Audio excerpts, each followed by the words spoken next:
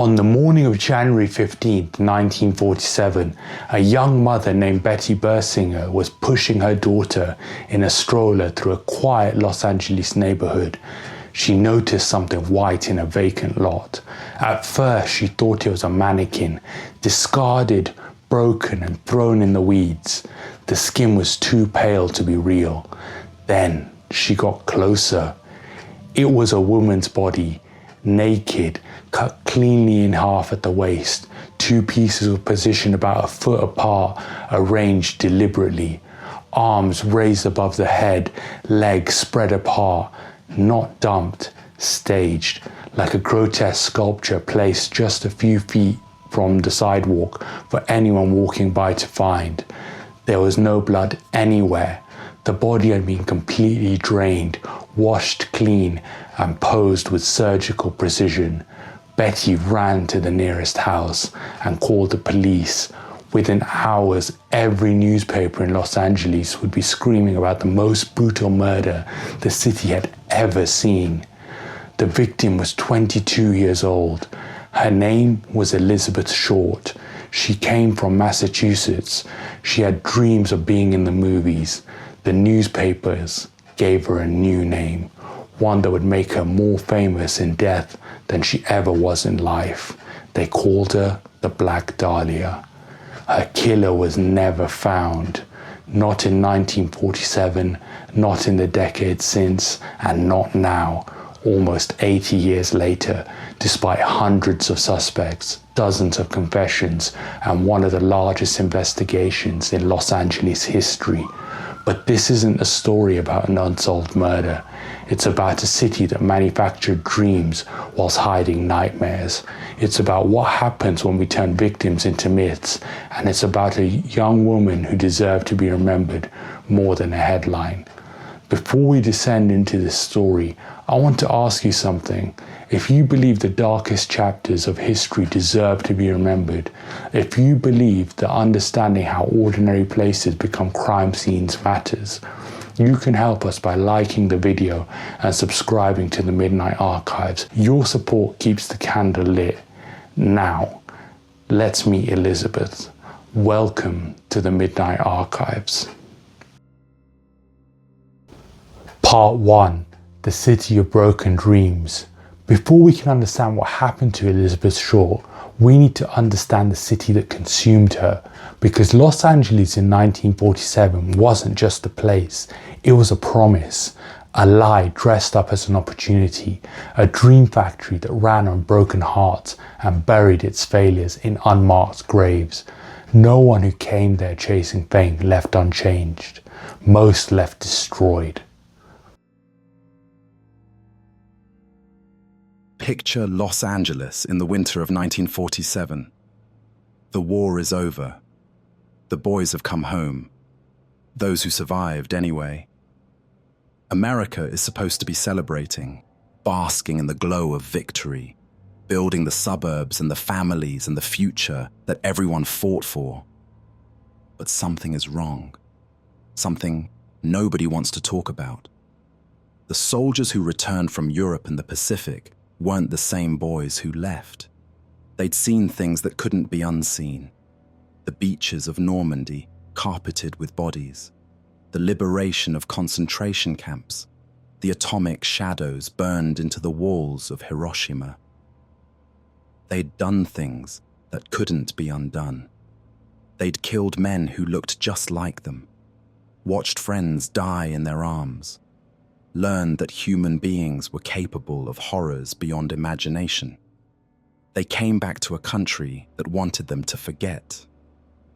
Move on, buy a house in the suburbs, marry a nice girl, have children, go to work. Pretend that the nightmares would eventually stop. Some of them couldn't. The suicide rate among veterans spiked. Alcoholism became epidemic. Marriages that had survived years of separation collapsed under the weight of trauma no one had a name for yet. The term post-traumatic stress disorder wouldn't exist for decades. In 1947, they called it shell shock or combat fatigue or simply nerves. And they expected men to get over it without help, without acknowledgement, without permission to grieve what they'd lost. Los Angeles drew these broken men like moths to a flame.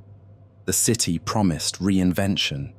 It promised that you could become anyone, that your past didn't matter, that the California sun would bleach away whatever darkness you carried. Come west, young man.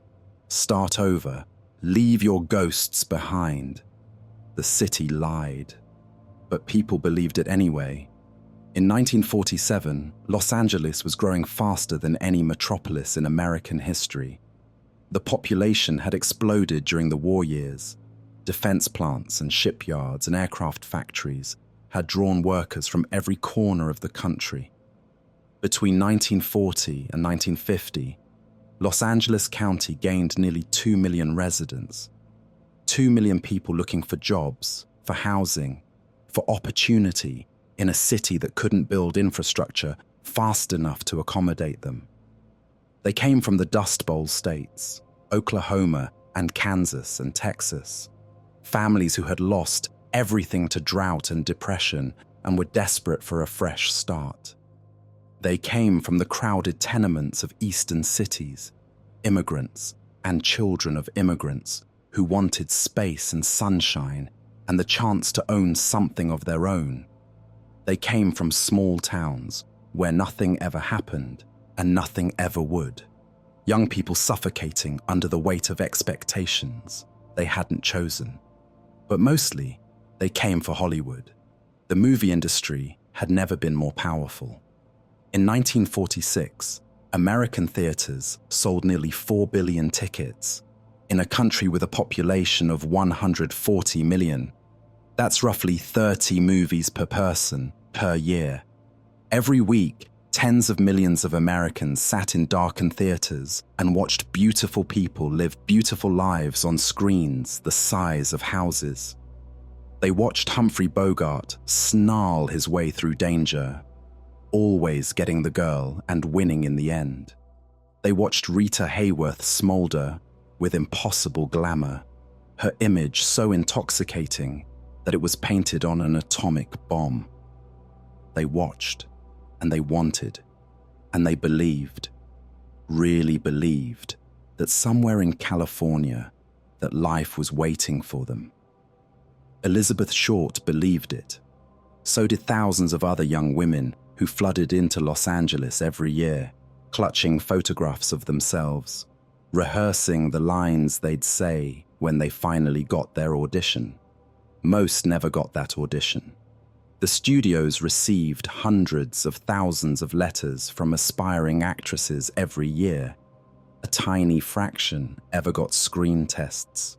An even tinier fraction got contracts. And of those, only a handful became stars. The rest became waitresses and clerks and telephone operators, if they were lucky. They took jobs that paid barely enough to cover rent in shabby boarding houses, that left them exhausted at the end of the day, with nothing to show for their dreams but calloused feet and fading hope. If they weren't lucky, they became something else. The city had a dark economy that ran parallel to the glittering one. Prostitution was rampant in 1940s Los Angeles, controlled by madams who catered to the wealthy and connected.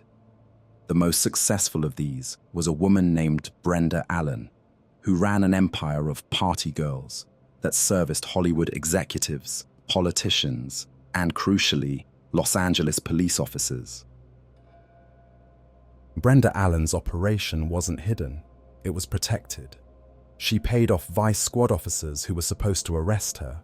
She entertained their superiors at parties where anything was available for a price.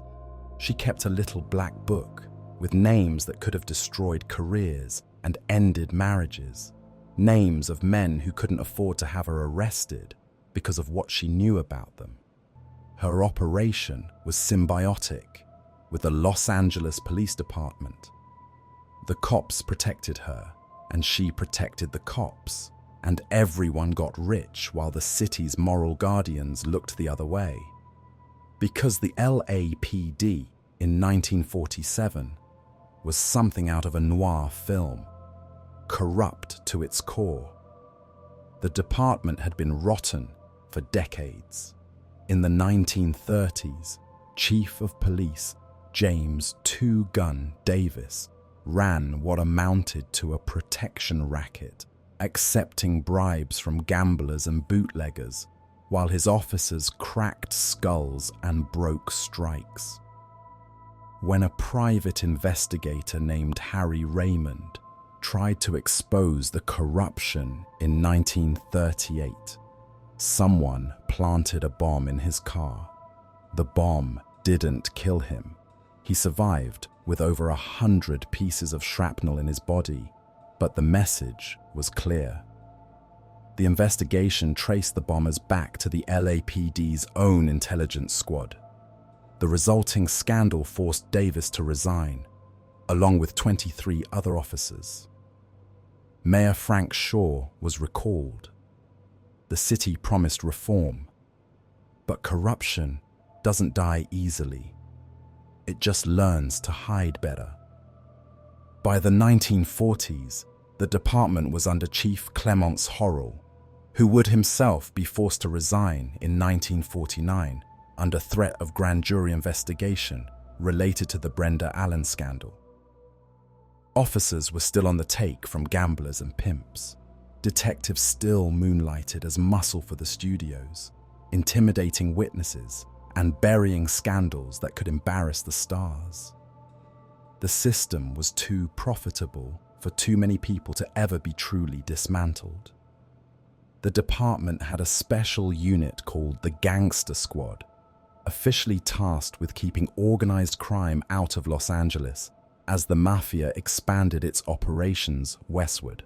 In practice, the Gangster Squad operated as a secret police force, using methods that would have been familiar in any dictatorship. Suspects were abducted from their homes, held without charges, interrogated without lawyers.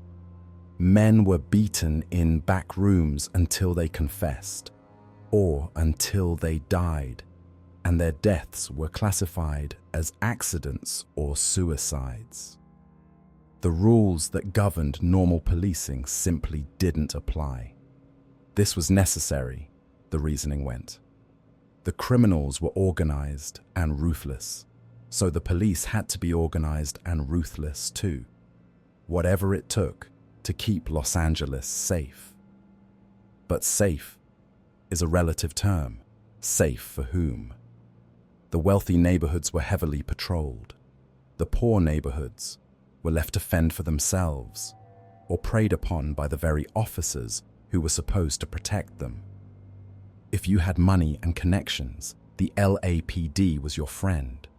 If you didn't, they were just another gang, one that happened to wear badges. This was the city that manufactured dreams for the world while running on corruption, exploitation, and violence. This was the city that promised everything and delivered heartbreak to almost everyone who believed its lies. The noir films that were so popular in the 1940s, Double Indemnity, The Big Sleep, Out of the Past, The Maltese Falcon, they weren't exaggerations. They were documentaries wearing fiction's mask. The cynical detectives who trusted no one, the treacherous women who used beauty as a weapon, the wealthy villains who bought justice and sold innocence, the sense that everyone was hiding something and nothing was as it seemed. That was Los Angeles. That was the reality behind the orange groves and the swimming pools and the mansions in the Hollywood Hills. Raymond Chandler, the novelist who created Philip Marlowe, lived in Los Angeles and wrote about what he saw.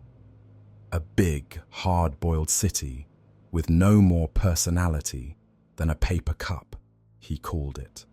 A place where law is where you buy it. James Ellroy, who would later write a novel about the Black Dahlia, called Los Angeles the most fucked up city in America, a place where the sunshine illuminated nothing but more shadows, where the dream factory processed human beings like raw material and discarded them when they broke. This was where Elizabeth Short arrived in 1946, carrying a suitcase full of dreams and no idea what she was walking into. The movie that would give her posthumous nickname had just been released. The Blue Dahlia, starring Alan Ladd and Veronica Lake, a classic noir about a returning veteran who comes home to find his wife has been unfaithful, who becomes a suspect when she's murdered, who must navigate a world of corruption and betrayal to clear his name. The Blue Dahlia was the name of a nightclub in the film, a place where secrets gathered and violence bloomed behind a glamorous facade. It was everything Los Angeles pretended not to be. Newspapers would make the connection after Elizabeth's death. Black hair, dark clothes, a beautiful young woman killed in the city of broken dreams. The Blue Dahlia became the Black Dahlia. The nickname was irresistible. It sold papers. It captured imaginations. It transformed a murder victim into something more interesting than a dead woman. But that would come later. First, we need to understand who Elizabeth Short actually was. Not the myth, not the symbol, not the noir fantasy the newspapers created. The woman.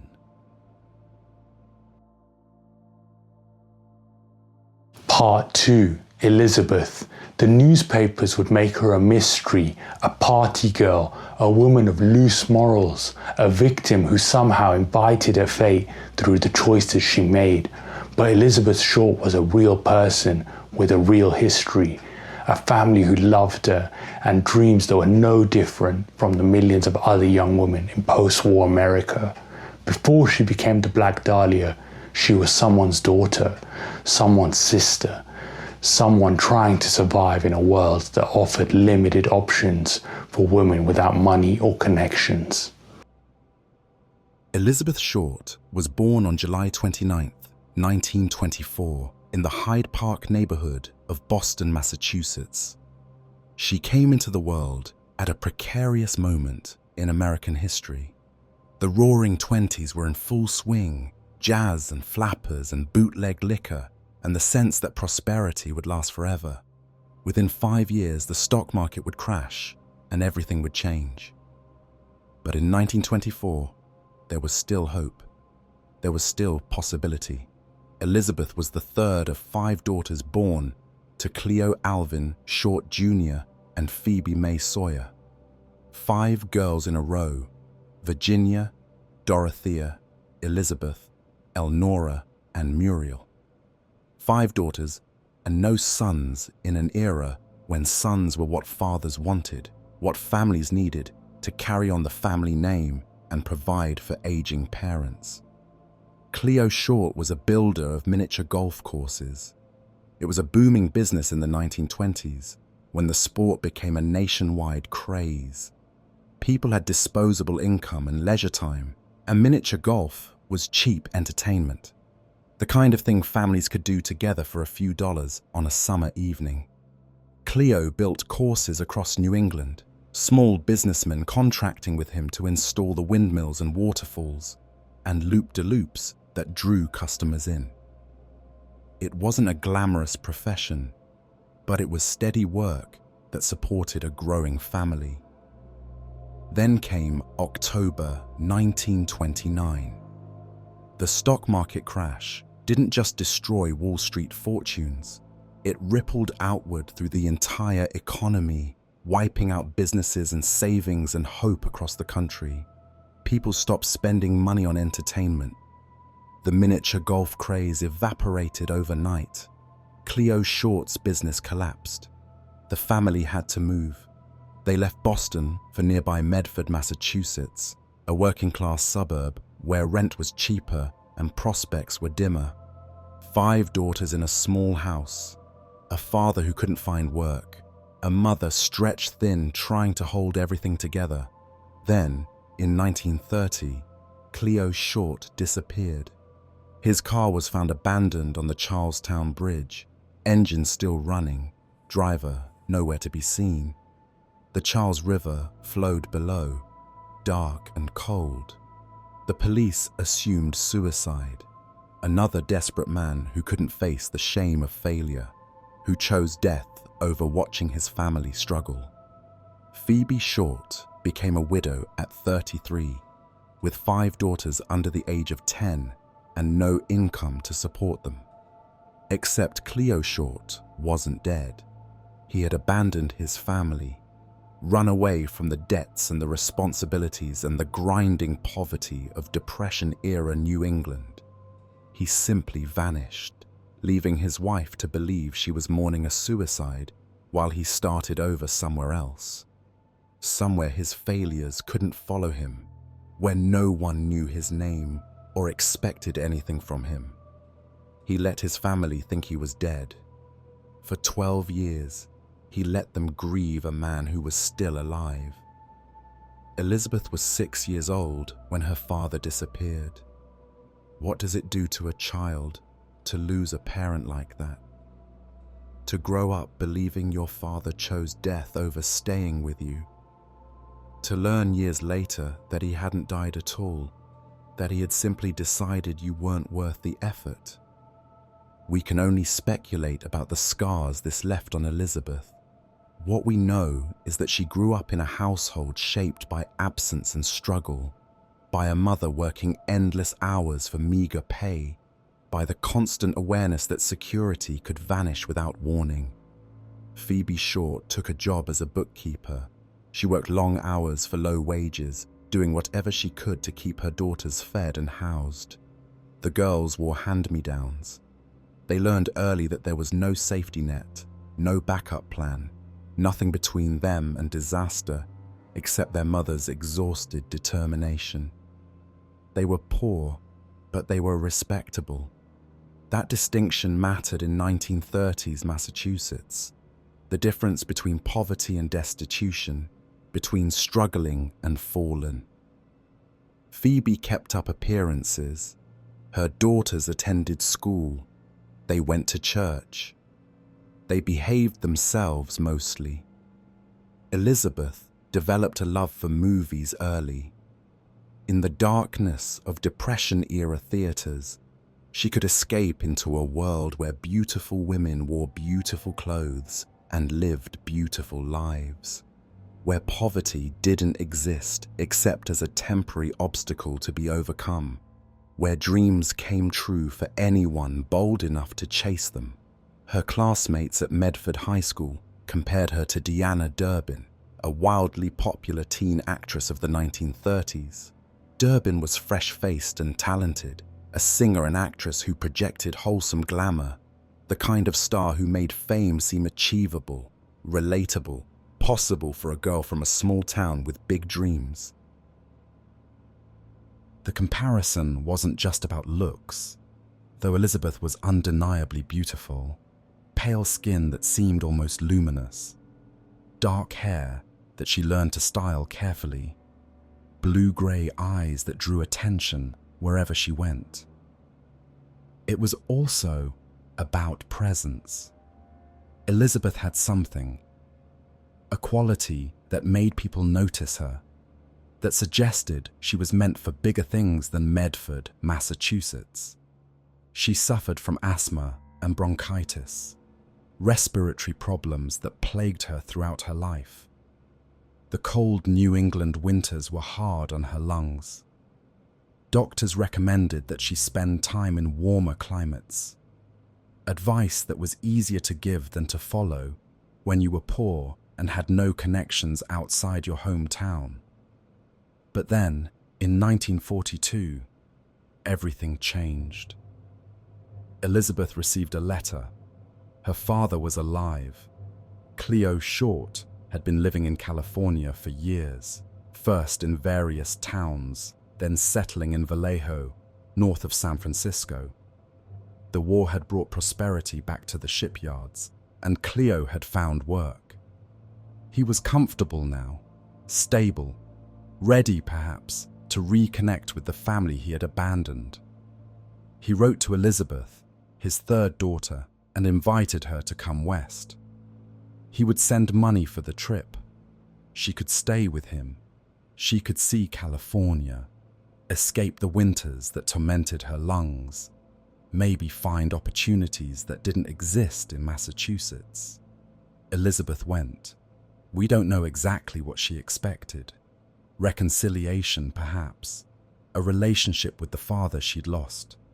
An explanation for why he had done what he did. Why he had let them grieve for 12 years while he built a new life without them. Or maybe she just wanted escape. She was 18 years old, stuck in a small town with no money and no prospects. California was sunshine and movies and possibility. Her father's invitation was a ticket out. What she found was disappointment. Cleo Short was not the father she'd imagined. He was a bitter man who had walked away from his responsibilities once and resented having them return. Elizabeth moved in with him, but the arrangement was tense from the start. He criticized her constantly. She didn't work hard enough. She didn't contribute enough to the household. She stayed out too late and dated too many men and treated his home like a hotel. The affection she'd hoped for wasn't there. Just judgment and disappointment from a man who had failed his family and couldn't admit it. Within months, he threw her out. Elizabeth found herself alone in California with no money, no job, and no one to help her. The father who had invited her west had discarded her as easily as he'd discarded her mother and sisters 12 years before. She drifted south to Santa Barbara, a coastal town about 100 miles northwest of Los Angeles. The weather was beautiful, the beaches were pristine, and there was a military base nearby, Camp Cook, filled with thousands of young soldiers awaiting deployment to the Pacific. Elizabeth found work at the Camp Cook Post Exchange, a military store that sold supplies and sundries to servicemen. For a young woman who loved glamour and excitement, it must have seemed like a different world. Thousands of young men in uniform, all of them facing the possibility of death, all of them looking for distraction and companionship and a taste of normal life before they shipped out to war. She dated soldiers, several of them, maybe many of them. In wartime, the normal rules about courtship and propriety seemed less important. These men might be dead in 6 months. They wanted to feel alive while they could, and Elizabeth wanted to feel wanted, to feel special, to feel like her life was leading somewhere. Her letters home spoke of engagements that may or may not have been real. A young pilot named Matt Gordon featured prominently. She told people they were engaged, that they planned to marry when the war ended, that she was waiting faithfully for his return. Matt Gordon was killed in a plane crash in India in 1945. Whether they were truly engaged is unclear. His mother later denied it, saying her son had never mentioned Elizabeth in his letters. But Elizabeth mourned him publicly and dramatically, presenting herself as a grieving fiancée rather than just another wartime girlfriend. Was she lying, embellishing, or did Matt Gordon mean more to her than his family knew? The truth is lost to history. What's clear is that Elizabeth was constructing a narrative about her life, making herself more interesting, more romantic, more tragic than the facts might warrant. She wasn't the only young woman doing this. The war years were chaotic, identity was fluid, and everyone was making themselves up as they went along. Elizabeth just did it more persistently, more elaborately, more convincingly than most. In September 1943, she was arrested in Santa Barbara for underage drinking. She was 19, 2 years below California's drinking age of 21. It was a minor offense, the kind of thing that usually resulted in a warning and a stern lecture. But the arrest meant fingerprints, a booking photo, a permanent record. Those fingerprints would be how they identified her mutilated body 4 years later. the Santa Barbara police sent Elizabeth back to Massachusetts, an underage girl who had no business being in California alone, who needed to be returned to her family. She went home, but she didn't stay. She moved restlessly through the following years. Florida for a while, where the climate was kind to her lungs. Massachusetts again, living with her mother and sisters. Chicago briefly, working as a waitress and dreaming of something better. She never settled, never built a career or found a husband or established the kind of stable life that women of her generation were supposed to want.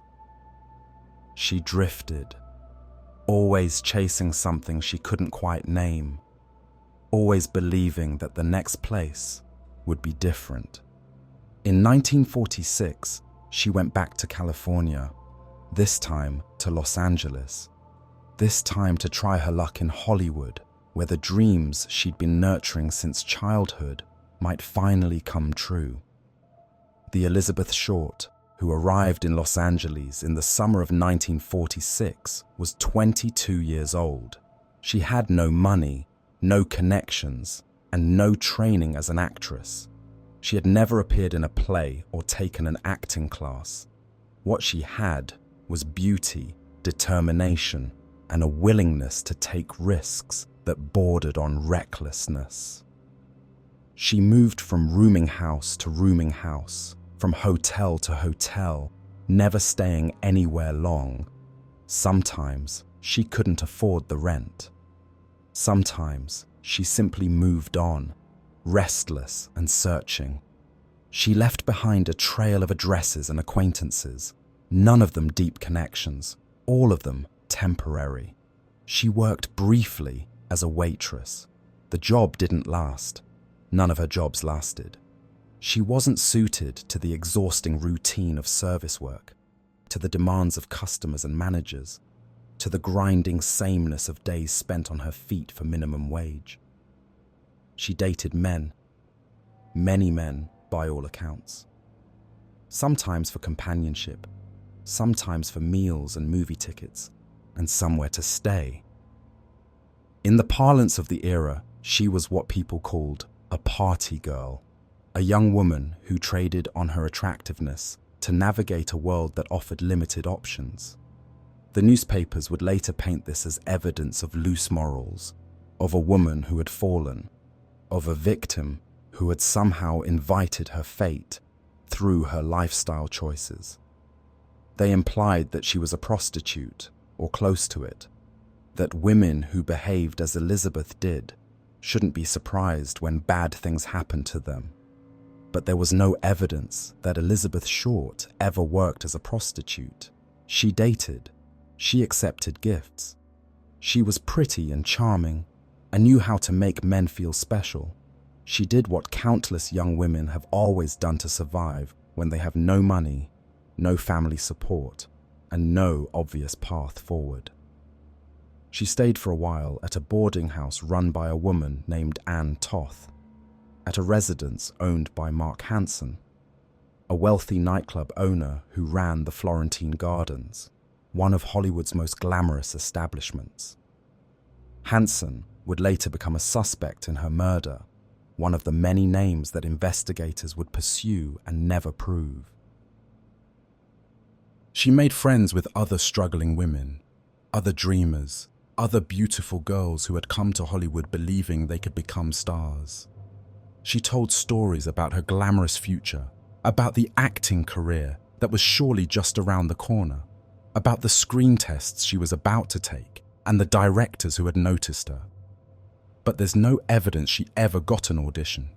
No evidence she ever got closer to the movie industry than the darkened theaters where she watched other women live the life she wanted. Hollywood didn't want her. It didn't even notice her. In late 1946, Elizabeth traveled to San Diego to visit friends. She was running low on money, low on options, low on hope. The glamorous future she'd imagined was receding further every day. She was 22 years old, and she had nothing to show for her dreams except a suitcase full of newspaper clippings about movie stars and a collection of photographs of herself that no one in the industry had ever seen. On January 9th, 1947, a 25-year-old salesman named Robert "Red" Manley drove Elizabeth back to Los Angeles.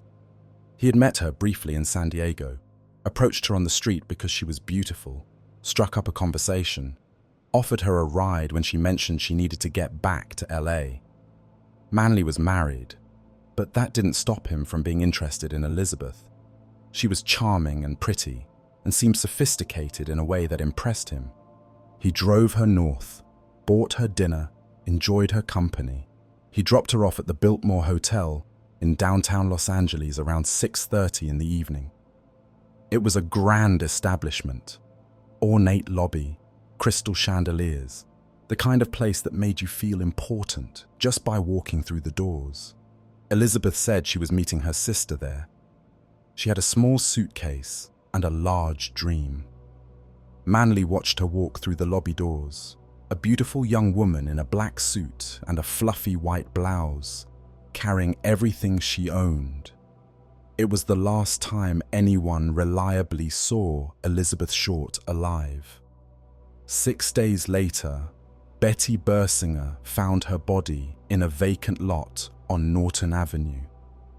What happened in those 6 days remains a mystery that has never been solved. Where Elizabeth went after leaving the Biltmore, who she met, how she fell into the hands of her killer, none of it has ever been conclusively established. Hotel staff remembered seeing a young woman matching her description in the lobby, using the telephone, waiting for someone who apparently never arrived. At some point, no one could say exactly when, she walked out through the side entrance and vanished into the Los Angeles night. Her sister wasn't in Los Angeles. There was no scheduled meeting. Whatever Elizabeth's plans were when Red Manley dropped her off, they existed only in her imagination, or in lies she told to explain why she needed a ride. And somewhere in that city of broken dreams, someone was waiting for her. Someone who would keep her alive for days while he tortured her. Someone who would drain her blood and wash her body and carve her face into a permanent scream. Someone who has never been found. Part 3. The crime scene. What happened to Elizabeth Short's body was so extreme, so methodical, so unlike anything the Los Angeles police had ever encountered, that it seemed almost theatrical. The killer hadn't just murdered her, they staged her, created a tableau of horror that would sear itself into the city's memory forever. Every detail seemed deliberate, calculated to shock, designed to send a message that investigators would spend decades trying to decode. The vacant lot where Elizabeth Short's body was found was on the 3800 block of South Norton Avenue, in a neighborhood called Limert Park. It wasn't a slum or a dangerous area. It was a respectable working-class community, with modest homes and families trying to build lives in post-war Los Angeles. The lot itself was weedy and overgrown, one of many empty spaces in a city that was expanding faster than it could be built. A gap waiting for a house that hadn't been constructed yet. The body lay just a few feet from the sidewalk, fully visible to anyone walking by. There was no attempt to hide it, no effort at concealment. Whoever placed Elizabeth Short's remains in that lot wanted them to be found quickly, wanted the shock of discovery, wanted the headlines. What the first officers on the scene encountered was something unprecedented in their experience, and most of them were veterans who had seen combat, who thought they understood what human beings were capable of doing to each other. Elizabeth's body had been severed completely at the waist, at the level of the lumbar vertebrae. The cut was clean, so clean and precise that investigators immediately suspected medical training. This wasn't the ragged hack of a frenzied killer working with an inadequate tool. This was surgical precision, the work of someone who understood human anatomy and had the skill to navigate it. The two halves of her body were positioned about 12 inches apart, arranged with deliberate care. Her arms were raised above her head, bent at the elbows at right angles, a pose that required the body to be manipulated after death, to be positioned like a mannequin in a store window. Her legs were spread apart, an arrangement that was sexually suggestive, but also ritualistic, as if the killer was making a statement about female bodies and who controlled them. Her face had been mutilated in a specific and horrifying way. Deep cuts extended from the corners of her mouth toward her ears. A wound pattern called a Glasgow smile, or Chelsea grin, associated with gang violence and sadistic murder. The cuts pulled her face into a permanent, grotesque expression, a rictus of horror that would haunt investigators and newspapermen alike. There were other injuries, lacerations to her breasts and thighs where chunks of flesh had been removed, ligature marks on her wrists and ankles indicating that she had been bound, tied down or restrained for an extended period while conscious, small cuts and abrasions covering much of her body, the evidence of prolonged torture rather than a quick death. And there was no blood, not a single drop, not on the body, not on the grass beneath it, not pooled in the dirt or splattered on the weeds. The corpse had been completely drained, approximately 5 pints of blood removed and disposed of somewhere else entirely. The body had been washed, possibly with bleach, scrubbed clean of any trace evidence the killer might have left behind. This level of care spoke to planning and time. The killer had spent hours, possibly days, with Elizabeth's body after death, preparing it, cleaning it, arranging it for display. This wasn't an impulsive crime followed by panicked disposal. This was meticulous, almost artistic in its precision. The medical examiner's report confirmed what the crime scene suggested. Elizabeth had been alive during at least some of the torture. The cause of death was listed as cerebral hemorrhage from repeated blows to the head, combined with shock and blood loss from the various wounds. But she had not died quickly. She had suffered first. For how long, no one could say exactly, but long enough for the torture to leave its marks. And then there was the final detail, the one that made even hardened detectives sick, that would be whispered about in police departments for decades. Her stomach contained fecal matter. The killer had forced her to eat human excrement before she died. A final degradation, a final assertion of absolute power over another human being. Whatever message the murder was meant to send, this was part of it. A statement about dominance and humiliation that went beyond mere killing into something deeper and darker.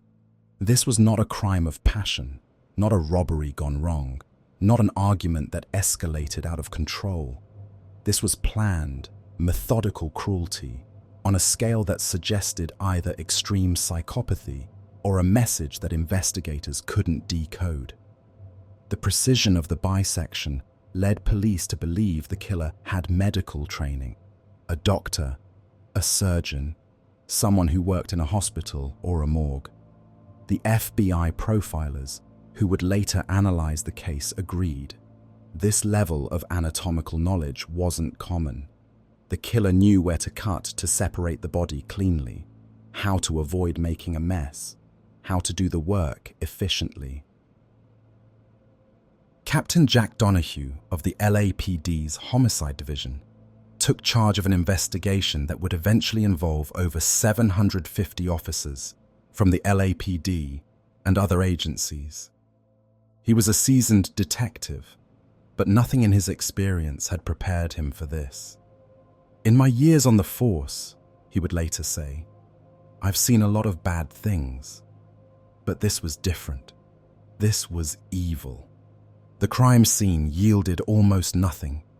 The lot had been exposed to the elements for hours before investigators arrived, and reporters had been trampling through it almost as soon as the police. Whatever evidence might have been left was contaminated or destroyed. They found a heel print in the dirt that might have belonged to the killer. They found a cement sack with traces of blood, probably used to transport the body from wherever the murder actually occurred. They found tire tracks that could have belonged to any of 100 vehicles. That was it. No fingerprints on the body. It had been washed too thoroughly. No fibers or hair that could be traced to a suspect. No witnesses who had seen anything suspicious, despite the body being placed within sight of the street. Captain Donahoe believed that Elizabeth had been killed in a remote building or shack on the outskirts of Los Angeles, somewhere the killer could work without being heard or interrupted. The level of torture suggested hours of activity. The cleanliness of the body suggested access to running water, privacy, time. But Los Angeles was vast. The outskirts were endless. The canyons and industrial districts and agricultural land that surrounded the city could have hidden anything. A shack could have been anywhere, and anywhere was too much territory to search. The killer had been phenomenally careful. Whoever did this had planned it meticulously and executed it flawlessly, at least from the perspective of leaving evidence. They had created a spectacle while leaving almost nothing for investigators to work with. Within hours of the discovery, the newspapers descended. In 1947, Los Angeles had multiple competing daily papers, all fighting for circulation with increasingly sensational coverage. The Hearst-owned Examiner and Herald Express battled the Times and the Daily News for scoops. Reporters monitored police scanners. Some had sources inside the department. A few had relationships with officers that crossed professional boundaries. When Elizabeth Short's body was found, reporters arrived almost as quickly as police. They photographed the scene from every angle. They talked to witnesses before detectives could interview them. They trampled through potential evidence in their rush to get the story. The press coverage of the Black Dahlia case would become infamous in journalism history, a case study in excess, exploitation, and the dangerous symbiosis between law enforcement and media. An Examiner reporter, trying to get background on the victim, called Elizabeth's mother in Massachusetts. He told Phoebe Short that her daughter had won a beauty contest and the newspaper needed biographical details for a story about the winner. Phoebe, delighted at the news, provided extensive information about Elizabeth's childhood, her dreams, her family. She was still talking, still happy, when another reporter called to tell her that her daughter had been murdered. The cruelty of that deception, using a mother's hope to extract information about the daughter who had been butchered, exemplified everything wrong with how the case was covered. The newspapers printed everything they could get, the gruesome details of the crime scene, photographs of the body, censored but still shocking, speculation about Elizabeth's private life, painting her as a party girl, a woman of questionable virtue, someone who had perhaps invited her fate through her lifestyle choices. They called her the Black Dahlia, and the name stuck. It was perfect for headlines, evocative, mysterious, somehow both beautiful and sinister. Elizabeth Short ceased to exist. In her place was a symbol, a myth, a cautionary tale about what happened to young women who came to Hollywood with too much ambition and too few morals. The coverage was relentless. The Los Angeles Examiner had its second highest sales ever the day after the murder. beaten only by the announcement of Allied victory in World War II. For 35 consecutive days, the Black Dahlia was front-page news. Every detail was scrutinized, every theory explored, every possible suspect paraded before the public. The investigation continued in this impossible environment, with reporters looking over detectives' shoulders, witnesses selling their stories to the highest bidder, and the pressure for results intensifying with every passing day. And then, on January 24th, the killer made contact.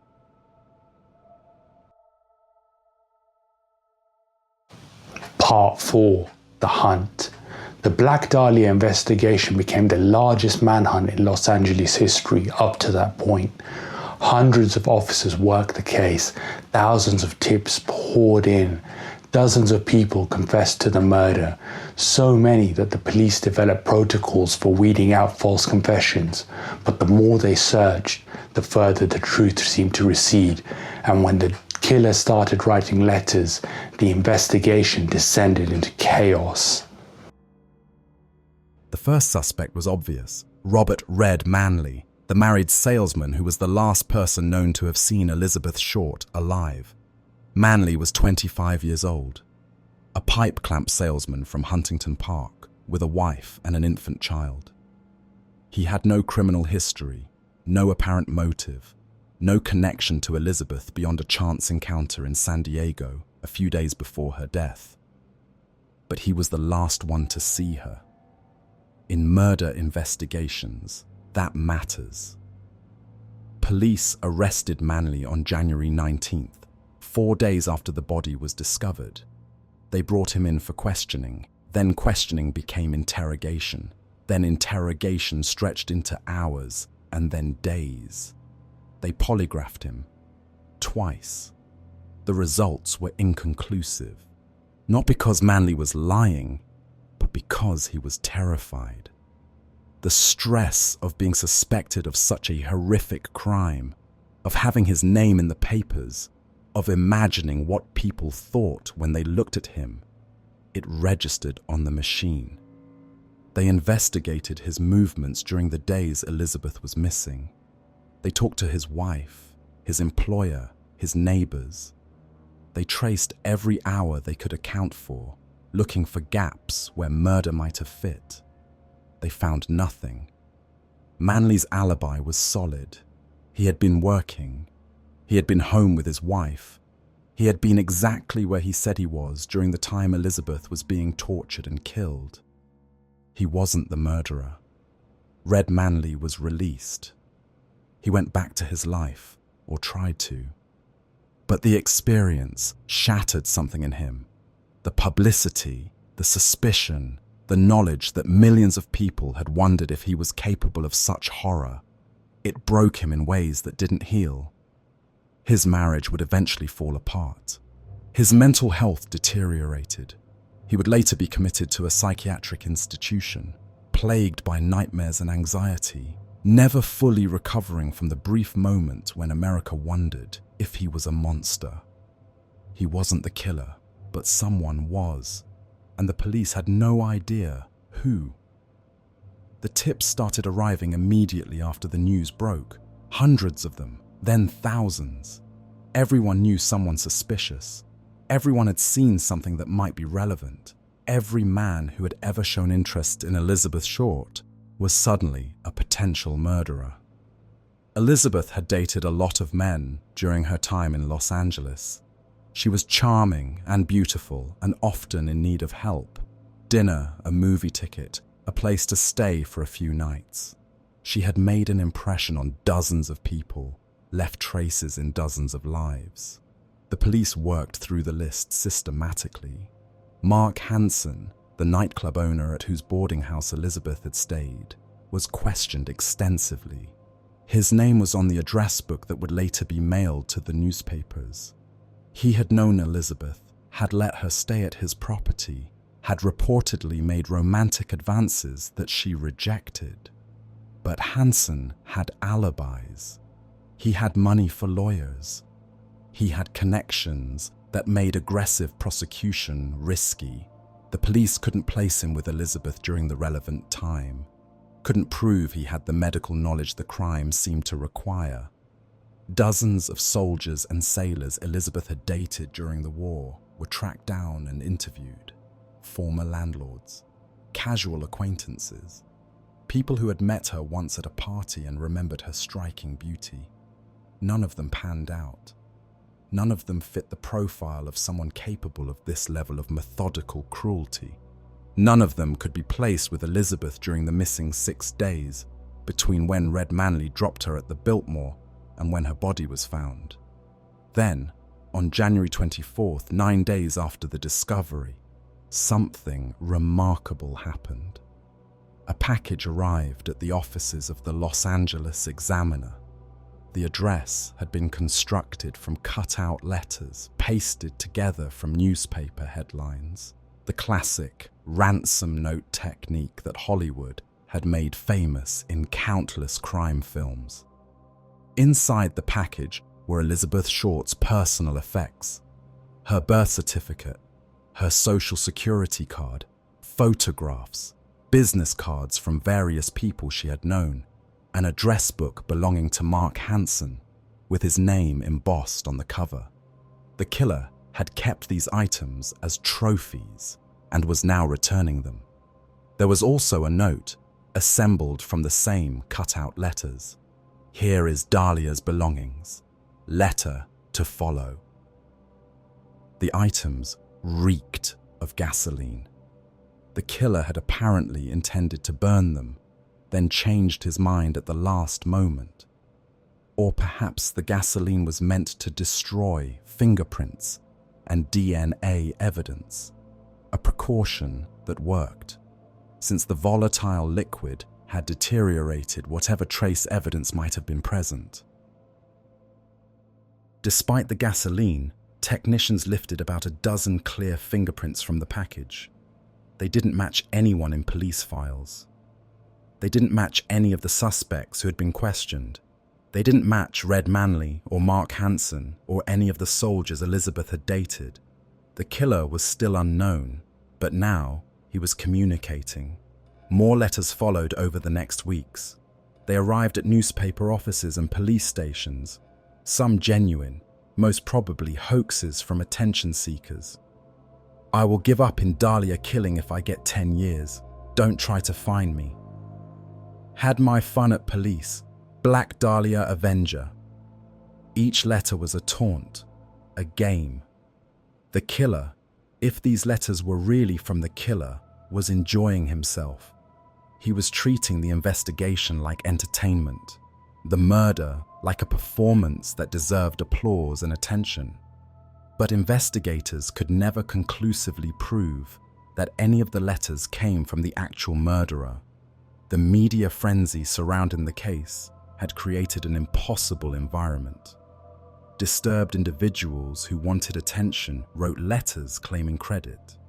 Pranksters sent messages for the thrill of watching police respond. Amateur detectives offered theories and confessions in equal measure. The confessions were the worst part. More than 60 people walked into police stations or called tip lines to confess to killing Elizabeth Short. Men and women, young and old, strangers who had never met her, and acquaintances who claimed secret relationships.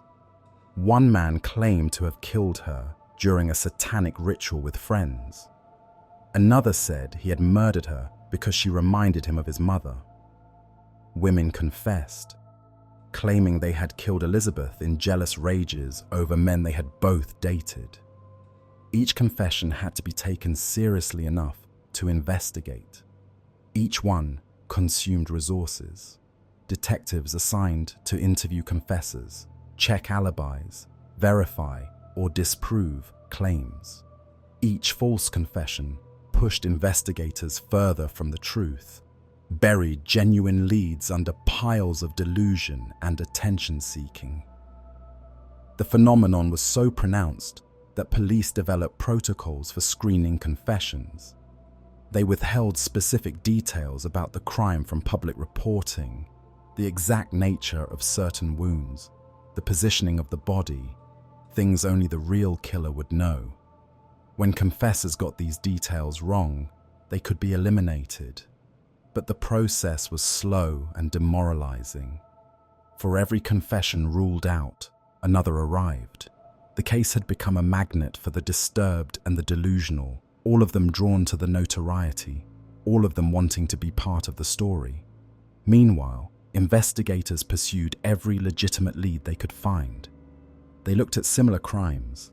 A woman named Jean French was found murdered in Los Angeles on February 10, 1947, just weeks after Elizabeth Short. Her body bore writing in lipstick, "Fuck you, BD." Some investigators believe the initials stood for Black Dahlia and that the same killer was responsible. But the crimes had significant differences. French had not been tortured or bisected. The staging was different. The level of planning seemed lower. Most investigators eventually concluded the cases were unrelated, though the file was never officially closed. They looked at the Cleveland torso murders, a series of dismemberment killings in Ohio during the 1930s that had never been solved. At least 12 people had been killed, their bodies cut apart with surgical precision, their identities often impossible to establish. The cases had certain similarities to the Black Dahlia murder: the precision of the cuts, the draining of blood, the positioning of remains for display. Could the same killer have moved from Cleveland to Los Angeles? Could he be responsible for multiple victims across years and states? The theory was intriguing, but unprovable. Cleveland's torso murderer had never been identified. If the same person killed Elizabeth Short, he remained as anonymous in Los Angeles as he had been in Ohio. Detective Peter Merillo, who had worked the Cleveland cases, came to Los Angeles to consult. He believed there might be a connection, but without fingerprints or witnesses, belief wasn't enough. By the summer of 1947, the investigation had stalled. The newspapers found new sensations to cover. The public's attention moved on to other scandals, other crimes, other fears. Elizabeth Short remained dead, and her killer remained free. In 1949, a Los Angeles County grand jury convened to examine the LAPD's handling of the Black Dahlia case and other unsolved murders of women in the city. The statistics were damning. Dozens of cases involving female victims that had gone cold, that had never resulted in arrests, that seemed to have been abandoned. The grand jury examined how the Black Dahlia investigation had been conducted. They reviewed the evidence, interviewed detectives, assessed the department's procedures. Their conclusion was measured but devastating. The murder remained unsolved, not because of police misconduct, but because of insufficient evidence.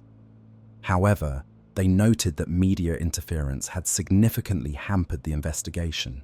Reporters contaminating the crime scene, witnesses selling stories, the circus atmosphere making careful police work nearly impossible. No one was disciplined, no policies were changed. The case was officially open, but effectively dormant. Elizabeth Short would remain the Black Dahlia, a mystery, a symbol, a ghost haunting Los Angeles for decades to come. Part 5. The theories. In the decades since Elizabeth Short's death, dozens of people have claimed to know who killed her. Sons have accused their fathers. Researchers have written books naming suspects who are never charged. Amateur sleuths have devoted years to finding answers police could not. The theories range from plausible to the absurd. Each one reveals something about our endless fascination with violence and mystery. Let's talk about the suspects. Not all of them, because there are too many for that, but the ones who still attract attention decades after the crime. The most persistent theory centers on a man named George Hodel.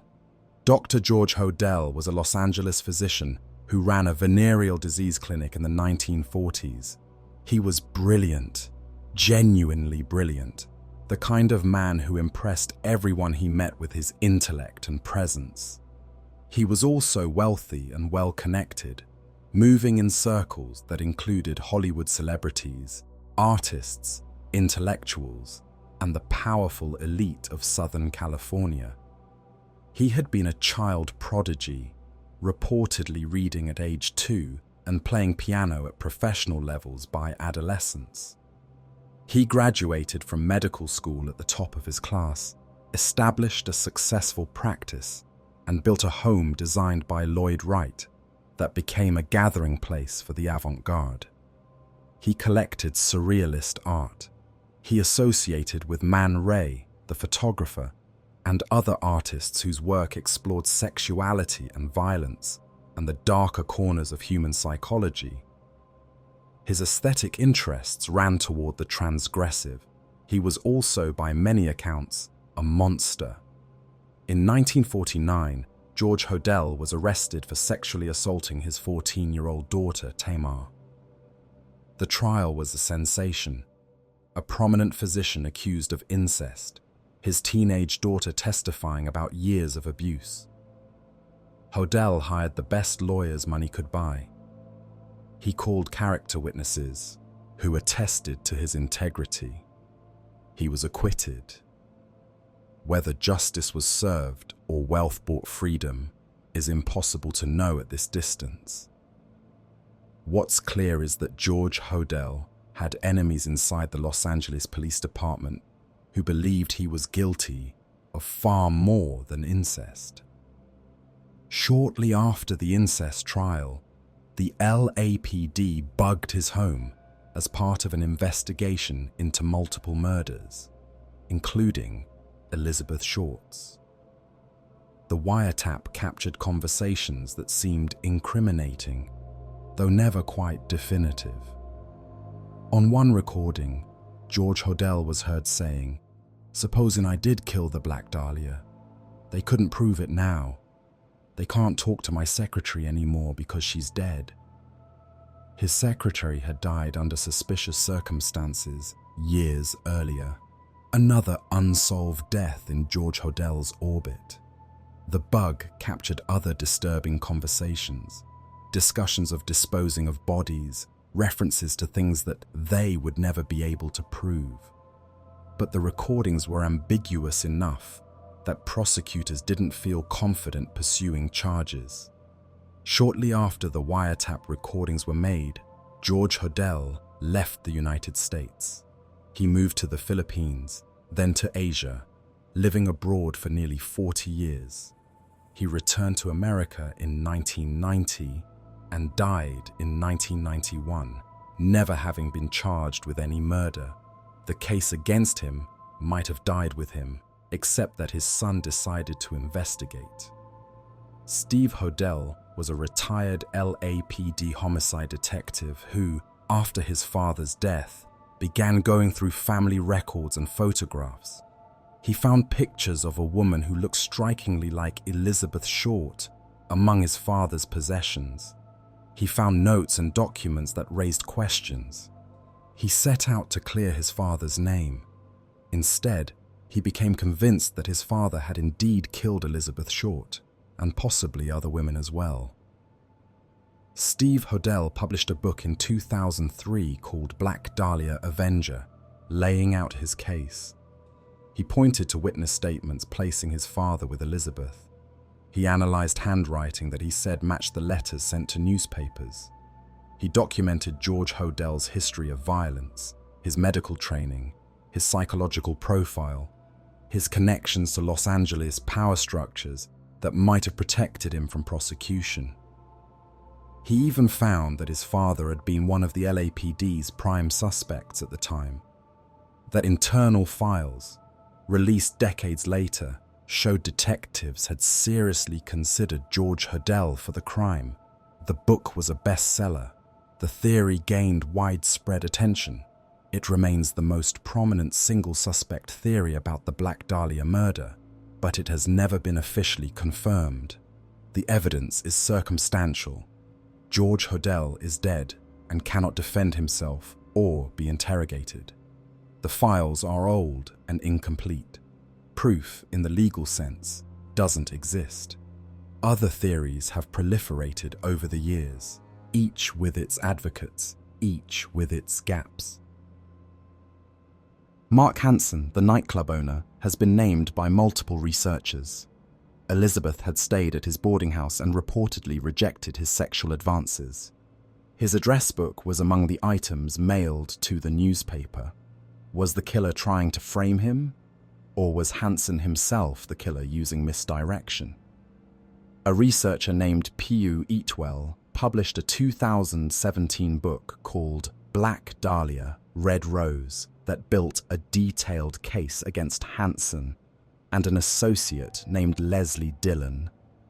According to Eatwell, the murder took place at a small motel near the University of Southern California. The Astor motel owner, she discovered, had found one of his rooms covered in blood and fecal matter on the morning of January 15th, the same day Elizabeth's body was found. The motel owner, having had his own troubles with police, cleaned up the room rather than reporting it, a potential crime scene, destroyed before investigators ever knew it existed. Eatwell's theory involves corruption. Cops on Hansen's payroll who steered the investigation away from him, witnesses intimidated into silence, evidence disappearing from files. It's a theory that fits what we know about the LAPD in that era, but proving conspiracy 70 years after the fact is nearly impossible. Leslie Dillon, a bellhop and aspiring crime writer, became a suspect in 1949 after he contacted the LAPD claiming to have information about the murder. Police psychiatrist J. Paul DeReva believed Dillon's knowledge of the crime details was too specific, too accurate. He thought Dillon might be the killer himself, perhaps with a split personality. The LAPD's gangster squad detained Dillon without charges, holding him in a hotel room for days while trying to extract a confession. It was illegal, kidnapping, really. And it fell apart when Dillon managed to slip a note out the window to a passing pedestrian, alerting the outside world to his detention. Dillon was released. He sued the city of Los Angeles for false imprisonment and received a settlement. Subsequent investigation cleared him. He had apparently been in San Francisco during the time of the murder. Or had he? Eatwell's research suggested the alibi might have been arranged, that Dillon's connections allowed him to escape justice. But again, proof is elusive. Other suspects have been proposed over the decades with varying degrees of credibility. Norman Chandler, the publisher of the Los Angeles Times, was named in one book as having had an affair with Elizabeth Short, impregnating her and arranging her murder to cover up the scandal. The theory depends on connections and cover-ups that cannot be verified. Bugsy Siegel, the infamous gangster, was proposed as a suspect in another book, Murder as a Favor to Powerful Men Who Needed a Problem Solved. Again, unprovable. Most absurdly, the filmmaker Orson Welles was accused in a 2000 book written by someone who claimed to have known Elizabeth Short. The theory was roundly dismissed by everyone who examined it, but its very existence tells us something about our need to connect famous people to famous crimes. A woman named Janice Knowlton published a book in 1995 claiming that her own father, George Knowlton, had killed Elizabeth Short. She based the accusation on recovered memories that emerged during therapy. a phenomenon that has been thoroughly discredited since. An excavation of her father's property found nothing. The FBI's legendary profiler, John Douglas, analyzed the case and concluded that the killer was probably a white male in his late 20s to early 30s at the time of the murder. He likely had medical training or butchering experience. He probably knew Elizabeth Short personally. This wasn't a random attack on a stranger. He would have been local to Los Angeles, comfortable operating in the city. That description fits George Hodel. It also fits dozens of other men who were investigated and cleared, who were suspected and never charged, who died without ever being connected to the crime. The truth is that we will probably never know with certainty who killed Elizabeth Short. Too much time has passed. The evidence that existed in 1947 has been lost, contaminated, or destroyed. The witnesses are dead. The forensic techniques that might have solved the case in later decades, DNA analysis, advanced fingerprinting, criminal profiling, weren't available when they could have mattered, and by the time they existed, there was nothing left to test. The Black Dahlia case has become a mirror in which we see our own obsessions reflected back at us. We want the mystery solved. We want answers, closure, justice. We want to believe that horrible crimes don't go unpunished, that killers are eventually caught, that the universe has some mechanism for balancing its scales. But sometimes it doesn't work that way. Sometimes killers get away with it. Sometimes they die in bed at 91, surrounded by family, never having faced consequences for the horrors they committed. Sometimes the mystery stays a mystery forever. What we're left with is projection. We put our own fears and fascinations onto Elizabeth Short's story. We make her a victim of male violence, a symbol of Hollywood's dark side, a cautionary tale about female ambition, a mystery that cannot be solved because solving it would end our fascination with it. We've turned her into a myth, a brand, a franchise. There are Black Dahlia tours of Los Angeles that take tourists to the crime scene location. There are t-shirts and coffee mugs and true crime podcasts. There was a 2006 Brian De Palma film starring Scarlett Johansson and Josh Hartnett that turned her story into noir entertainment. But beneath all of it, there was a real woman, a woman from Massachusetts who dreamed of being in movies, a woman who struggled and drifted and made mistakes, a woman who was tortured to death by someone who has never been held accountable. What happened to Elizabeth Short was a crime. What happened to her afterward? The myth-making, the exploitation, the endless recycling of her tragedy for entertainment. That's something we should think about carefully, because the real Black Dahlia wasn't a mystery to be solved. She was a person who deserved better than she got, from the man who killed her, from the city that failed her, from the police who couldn't catch her killer, and from all of us who have consumed her story for 8 decades without ever giving her justice. The vacant lot where Elizabeth Short's body was found is gone now. A house stands there, indistinguishable from its neighbors. If you didn't know the address, you'd never guess what happened there. Los Angeles has changed beyond recognition since 1947. The orange groves are gone. The studio system has been rebuilt a dozen times. The corrupt LAPD of that era has been reformed, scandalized, and reformed again. But the Black Dahlia case remains open, officially unsolved. A file somewhere in a police archive that gets thinner every year as witnesses die and the evidence degrades and the truth slips further out of reach. We'll probably never know who killed Elizabeth Short. Too much time has passed. Too much evidence has been lost. The killer, whoever he was, almost certainly died without ever facing justice. He just got away with it. That's the hardest part of this story. Not the mystery, not the theories, the injustice.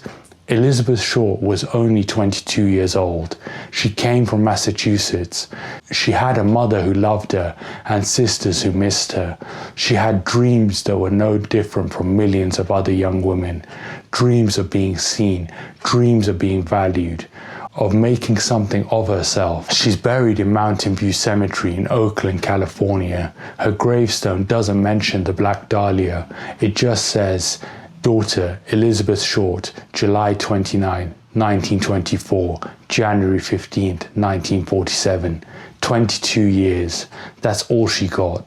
She deserved a lot more. She deserved justice at the very least. She deserved to be remembered as something other than a mystery to be solved. If this video helped you see the person beneath the mystery, subscribe to the Midnight Archives. We illuminate the dark corners of history, the stories that live beneath the ones we tell ourselves.